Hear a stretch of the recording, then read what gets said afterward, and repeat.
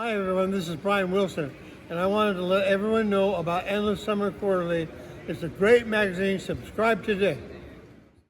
Hi, I'm David Beard. Welcome to another edition of Good Vibrations Beach Boys program. And today I'm joined by two very good friends and two very special guests. I have Keith Devoe, and for those who you don't know, Keith has been an assistant editor, kind of in the background for nearly 20 years, maybe even more than that now with ESQ, helping with editing articles and things like that. And when he learned that David was coming out with this new Smile book, he leapt at the chance to both review it and come up with questions for David to talk to him about the new book. And of course, our second esteemed guest is David Leaf himself, author. First of all, if I don't have this book in front of me, I'll mess up Brian Wilson, The Beach Boys and the California Myth. That book, God only knows. God only, yes, thank you. God only knows. This is the updated title, and the third, and really kind of the most, like a better word, robust version of the book, because it brings everything together. Was just released last year, right? Last year. 2022. 2020. My gosh. 2022. And today we're talking about the new book, the resident. Well, what's there it is. Smile, the Rise and Fall and Redemption of Brian Wilson. And I've got out my goodies here. I grabbed these goodies because I hope that we'll talk about these things as we go through the questions. But first of all, Brian Wilson presents Smile. Secondly, David, the DVD that you worked on that kind of told the story. And then, of course, even the bonus disc that was a part of that was something at its time in 2004, and then we'll get underway with questions here. At that time in 2004 was really the first time we saw Smile pieced together and actually completed. That was a very significant time in modern music history, and that's really where you're because Smile is one of the long lost myths. But let's just jump in right there and go from that as a starting point, because Smile is, and Keith, jump in here. Smile for me personally is the most significant music recorded by any living being that's ever walked the face of the earth. Cavanescence being my favorite song, with, I suppose, Surf's Up being right behind that. And I would flip-flop with you on that, because when I met you many years ago with your first book in The Beach Boys and the California Myth, which you had autographed to me, you said to me, what was your favorite song? Is it, and I said, well, I got a toss-up. I think it's God Only Knows or Surf's Up. And you decided on Surf's Up, and that's how you wrote your name in autographing my copy of the book. And to go back to all those years ago, and even just a couple years ago with the updated version of the book, your capturing of the story of what's going on, whether it's the Beach Boys in total or just Brian and Smile, or the group and Smile, it had a real emotional impact on me. I felt bad that this didn't happen for the group. I felt bad for the way Brian was, and for lack of a better term, treated, whether it was by family, and we'll get back to themes a little bit later, because I think family is one of the big ones in your book now. And what a loss, and you pointed this out in the new book, what a loss for the world that this did not happen in 1967. Well, it's interesting that you talk about the two big themes of family and loss. When I updated the original book from '78 for the 2022 edition, what I referred to as a massive update, because the new material was more than half the length of the original book. So it was a lot of material. My kind of North Star in doing that was writing only about what I had experienced. Mm-hmm. So if somebody said, well, why didn't you write about, the Beach Boys 2012 reunion concerts? I said, well, I wasn't there. So I think if we look back 40 something years to the original book, I was an outsider looking in. And with God Only Knows, and now with Smile, the Rise, Fall, and Resurrection of Brian Wilson, I'm an insider trying to bring the reader as close as possible to what I experienced.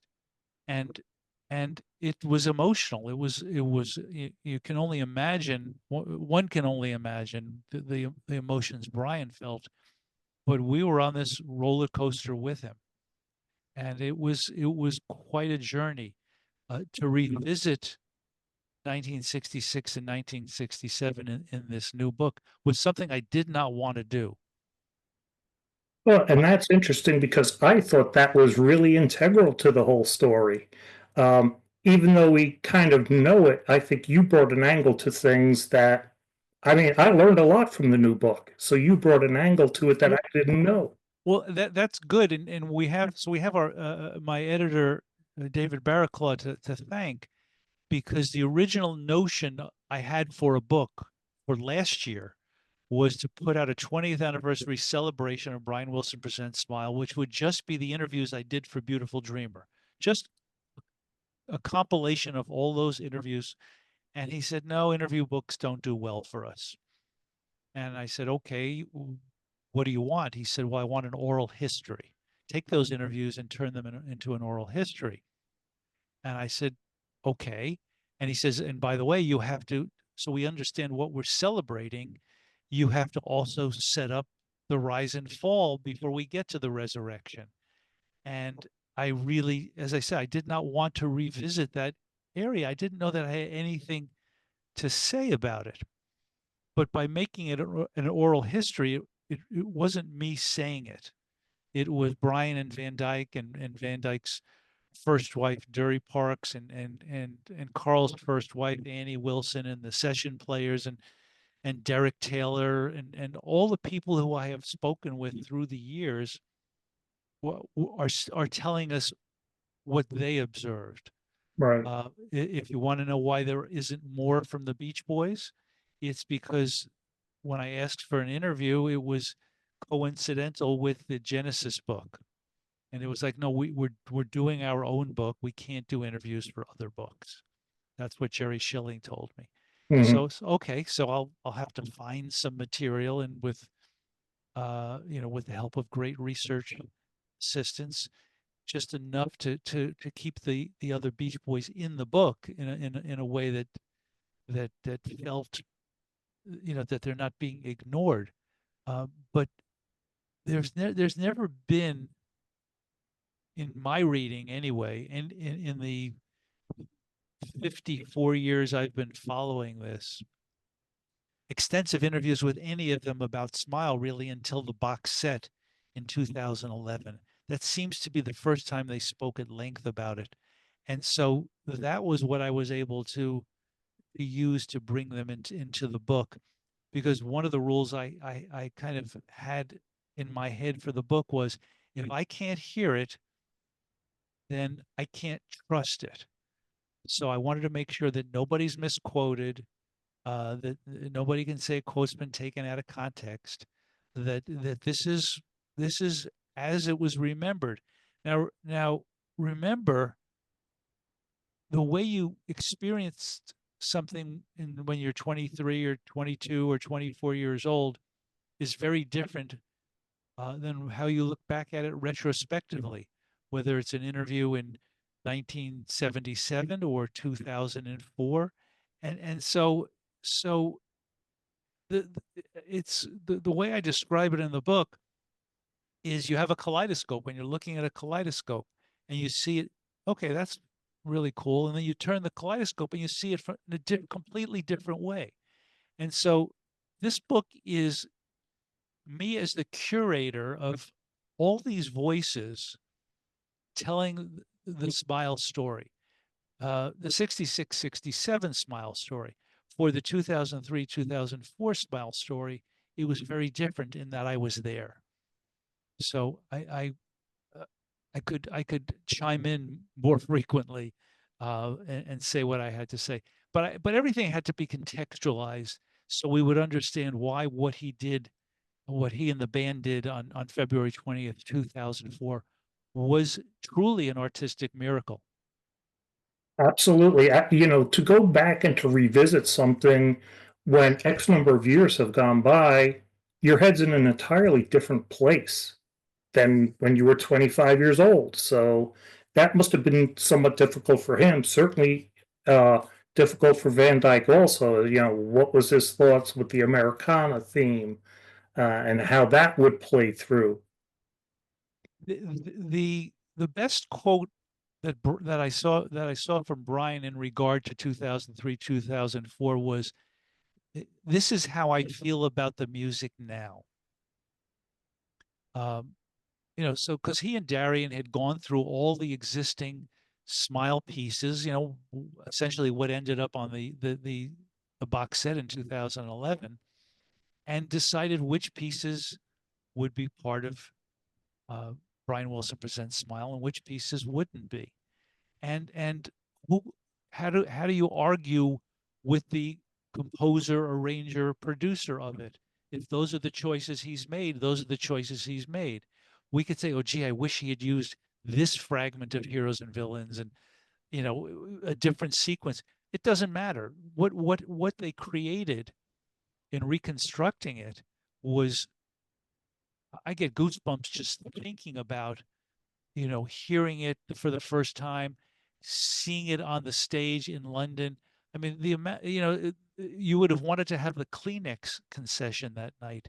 There were so many tears in the audience. I don't know what to compare it to in my life, and that's why I was willing to spend, a year plus on this book, because what labor of love could be more true to that phrase than to write a book about Brian finally bringing the Smile music to the world. Absolutely. I mean, there have been people, that have had the bootlegs out and people have had them for years, but that's still somebody's guess as to what Smile could have been or should have been, whatever. Yeah, it's extremely disappointing given what we know in the 21st century, what we knew when we got the collection of Smile era recordings on the Good Vibrations box set. There was well more than enough music to put out an album's worth of music under the name Smile. Mm-hmm. When Brian said to me, I knew I needed a year to finish it, and I knew nobody would give me a year.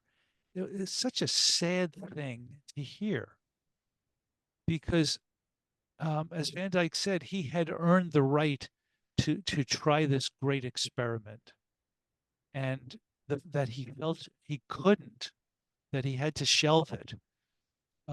It's so sad. There's a bunch of foreshadowing that goes on with things, though, also, because that's what happened to him with Pet Sounds. So you got the Beach Boys Party album because they're like, where's Pet Sounds? And, again, talking about loss, how Capitol didn't support Pet Sounds and basically gave us the best of the Beach Boys. Well, so he knew the record company was not going to support his vision for Smile. He knew that what they had heard of the Smile sessions was not what they wanted. As Carl Engelman, the Capitol rep, says, and has said all along, was, can't you give us some more things like California Girls, and there was nobody in the Beatles world saying that to the Beatles. Mm-hmm. That's really the key difference. That Brian had a lot of masters to please, when really the only master he needed to please was himself. And look, the Beach Boys sang magnificently on the Smile sessions.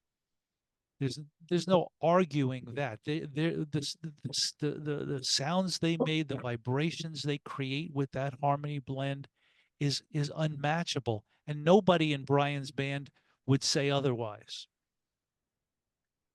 But there was something going on, and and I think I list 11 or 12 reasons why he shelved the album, Hmm. saying it wasn't any one of these, it was all of these and more. Who knows really? Kreskin isn't here to read his mind and tell us what happened back then. It's just the foreshadowing was indeed there. Why Capitol was so surprised by Pet Sounds after Beach Boys Today, Summer Days, Summer Nights, and Little Girl I Once Knew is kind of a shoulder shrugging moment. Hmm. The album does yield 4 top 40 hits, 2 top 10 hits. If they had put their full promotional muscle behind it, I believe it would have been a big hit. But as he said, quotas had to be met. Carl said sales quotas had to be met because in England, it wasn't an issue that it was different than previous Beach Boys albums because England wasn't, wasn't stuck with, oh, what were the 8 albums before this like? They had some hit singles there, really, and not a lot. So Pet Sounds becomes this artistic shooting star in England that it should have been in the United States. And yet Brian is not stopped by what happens here. We don't know exactly, but the best I can tell is that after the first printing or pressing of Pet Sounds, they shipped Best of the Beach Boys to record stores who reordered. And we've seen in the history of record company thinks your career is over. It means you're not going to have any more hits. Right. Well, and on top of which it was a really poorly chosen selection of songs. So it didn't do anybody any favors other than make some sales quotas, because instead of there being 4 Beach Boys albums a year or 3 Beach Boys albums a year, now it was 2. And Brian is getting all sorts of heat. When's the next single coming? And he's working on Good Vibrations, which obviously becomes their biggest million-selling #1 hit of the decade. And everybody's, oh, I guess he knows what he's doing. And Talk about a comeback, though, so to speak. Well, If Pet Sounds yeah. wasn't accepted, think about the acceptance of Good Vibrations.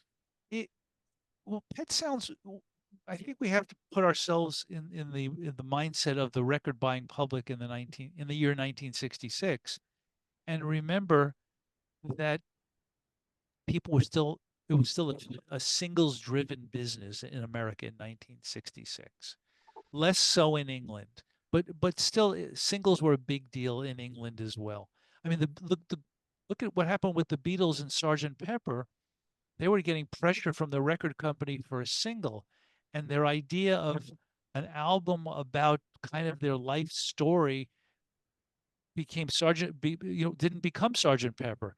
Strawberry Fields and Penny Lane come out as this amazing double-sided single, and then they go on and make the album.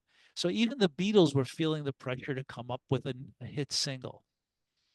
Brian, had started Good Vibrations with Tony Asher, and then put it aside because he said I have another idea for this.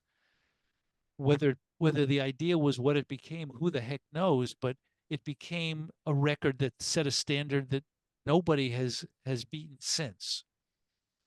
And in between Pet Sounds and the release of Good Vibrations, he and Van Dyke Parks get together and start writing songs like Heroes and Villains and Surf's Up and Wonderful and Cabin Essence. And he's going in a completely different direction than if Summer Days is here and Pet Sounds is here, this next album, as he says in an interview, not meaning to put any pressure on himself, but just with the confidence of an artist, this album will be as advanced from Pet Sounds as Pet Sounds was from Summer Days and Summer Nights. And so he knew where he was going. The question was, everybody going to get on board with him?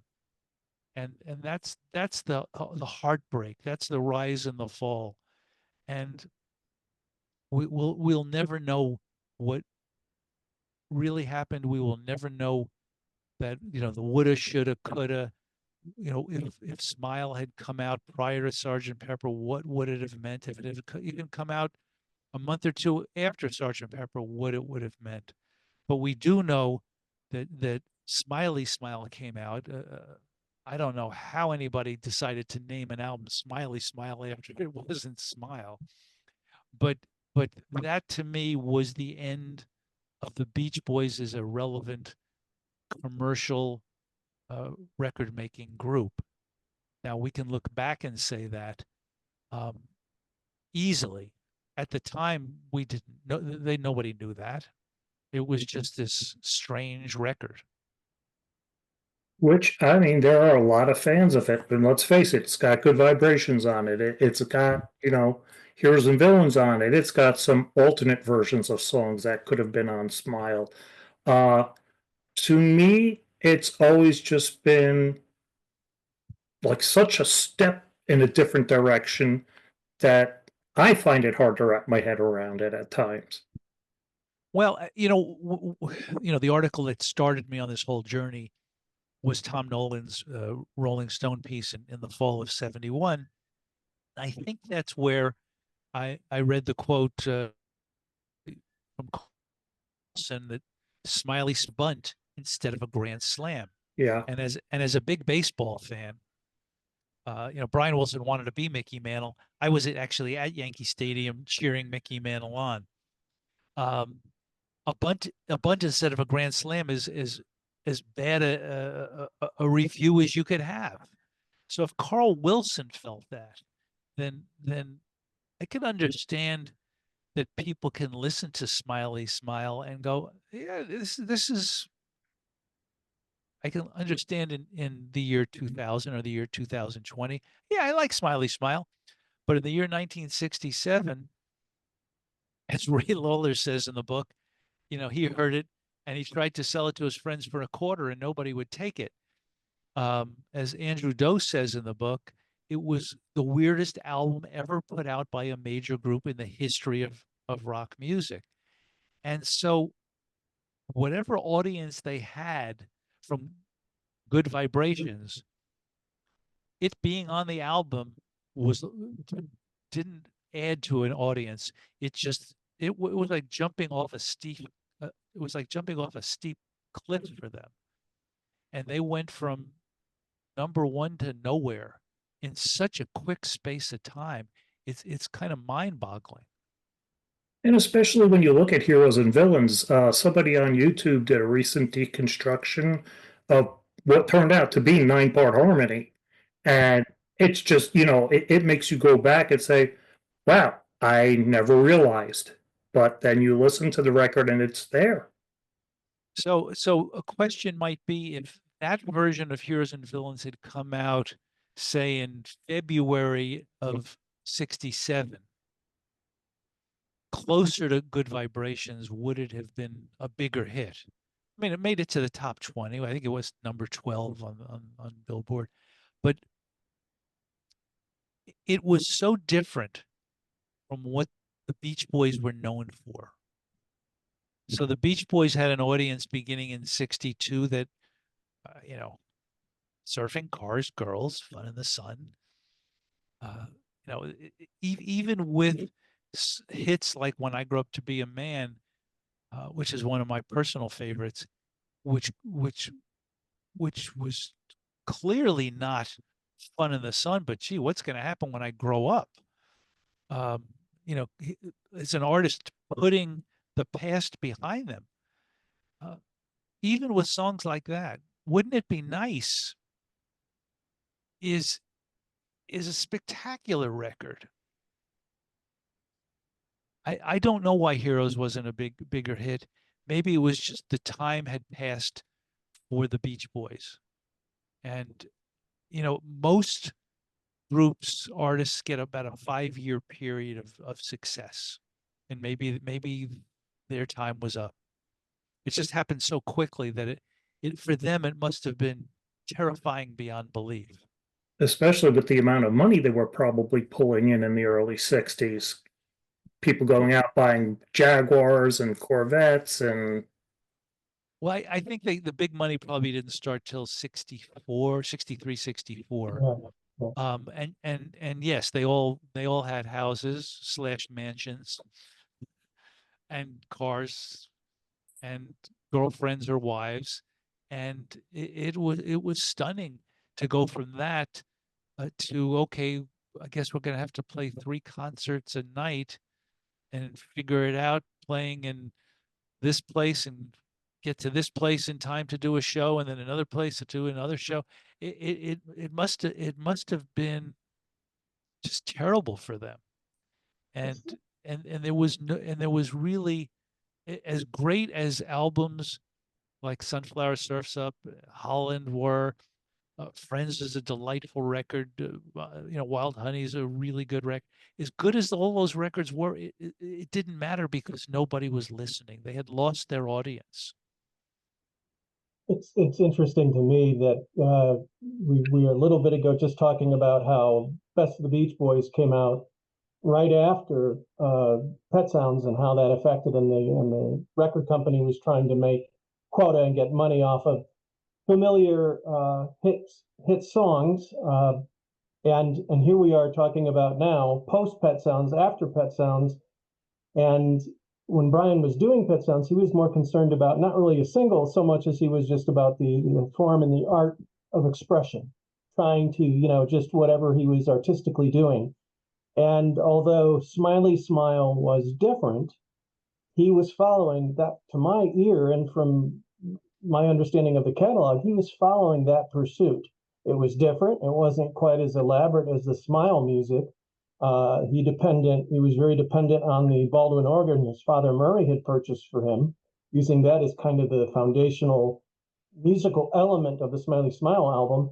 But again, I think he was following his artistic muse, maybe not comparatively speaking to the artistic expression and initial vision of what the Smile music was to be. But when I listen to Smiley Smile, I don't think of it as a failed album or a bunt. I listen to Smiley Smile as the expression for what it is, and not so much, because when I start thinking of, if I think about it from the perspective of, was it successful, or was it as good as the Smile material, which it isn't. But if I start thinking about it in that perspective, I feel like I'm Carl Engman, thinking of it from the perspective of, oh, is this going to sell, versus the artistic expression within the songs themselves. And so I think of Smiley Smile as a achievement on its own level. But it seems to me a lot of us, me included at times, because of what we learned about Smile and because it did not come out at the time, that our disappointment of what we would have liked to have had happened leans and plays a heavy part in our thought process when we think about and look at what ultimately became Smiley Smile. I think that's very fair.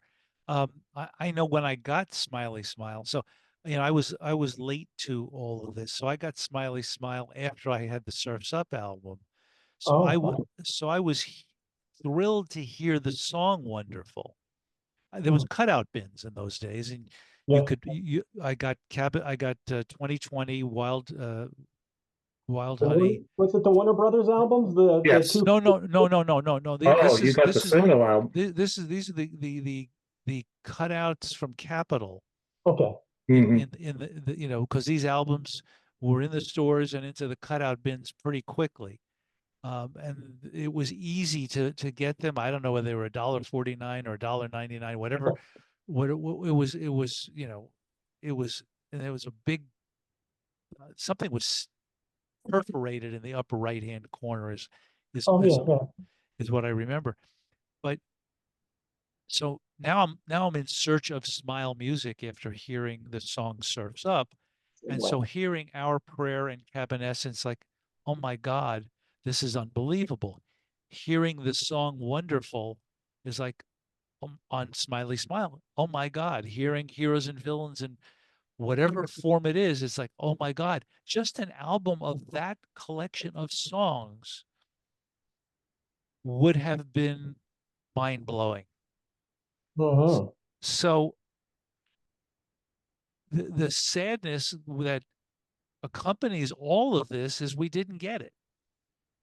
And so it definitely colors how we look at those albums. You know, if we talk about what the original idea of Smile was in some conversations about a bicycle rider going from Plymouth Rock to Diamond Head, the track Diamond Head on Friends could have, which is quite an experimental piece, you know, and I remember asking Darian, you know, had you talked about Smile, Diamond Head being part of Brian Wilson Presents Smile, and it wasn't from the Smile era. It wasn't recorded in that same way, but clear in the same mouthful of great songs we can put "Can't Wait Too Long" and "Time to Get Alone." I mean, the music, the muse had not left Brian. His ambition is what seems to have left him, especially in my reading of the story after the incident with Redwood, which seemed to say you're either going to work with us or you're not going to work at all. And Brian's was kind of a shoulder shrug. Okay, I won't work. That comes back to the family theme, right? I mean, that's what his father instilled in him. The Beach Boys were basically a family organization. And you didn't go against the family. You're here to support them. You know, you'll go and tour, you'll go and record. Uh, and yeah, it becomes very apparent in your book that Redwood was basically that cutting point where it's like, okay, if I'm not going to be given the freedom that I need to express myself, which you have basically given me for 4 years anyway, I won't. Well, and let me jump in here. So that one of the things that I've explored, and you guys have seen this in the last two editions of ESQ, is, and it's always fascinated me, which is why I bothered to get into it in the first place, was Brian's outside productions, working outside the bubble of the Beach Boys and trying to take from an informed perspective how he could become better as a recording artist himself. If part of that meant as a Beach Boy, then that's what it meant. But he was always working with outside acts in the very beginning, 62, 63, 64, Glenn Campbell, 65, Paul Peterson, 65. So he took a break because he focused on Pet Sounds, but then he wanted to get back outside the umbrella of just the Beach Boys, which was not an unusual desire for him because he had established that in the beginning. So for him to go back and want to work with Redwood was not new. It was not a new ambition. It was everything to do with Brian's ambition. I think that's true, David, except in the pre-Pet Sounds era of his solo work, there was so much Beach Boys recording, and he was so overflowing with songs and ideas that he did the Survivors, that he did. Guess I'm Dumb could have been on side 2 of Beach Boys today, but the story was, you know, Beach Boys don't admit to being dumb. So we can't sing Guess I'm Dumb. I mean, you know, who knows what's going on? Remember, we're dealing with really young people who have had success overnight. And that's part of what I think was so important about revisiting the Beach Boys and the California Myth a couple of years ago. And there's a long author's note in which I talk about the perspective. I'm now an elder statesman in all of this. I can look and say, I wasn't necessarily right all the time. But they're so young. I mean, they're kids. I mean, Carl and Dennis were still both in high school when this started. I mean, it's unimaginable to be on the road at 16, 17, 18, 19. You're getting paid to sing music, and there are all these girls. Hi, I'm Stevie Kalinich, poet and co-writer of Little Bird Be Still, California Feeling, and many other Beach Boys songs. I'd like to thank David Beard for dedicating his soul to the covering of the Beach Boys with ESQ. And David has brought the music to life in the pages of this magazine. Anyone who cares about the Beach Boys should subscribe. I think there's nothing in the world like it. I urge you all to read ESQ, and David has certainly stood there along with Lee Dempsey and all the Beach Boys. Love, Stevie Kalinich.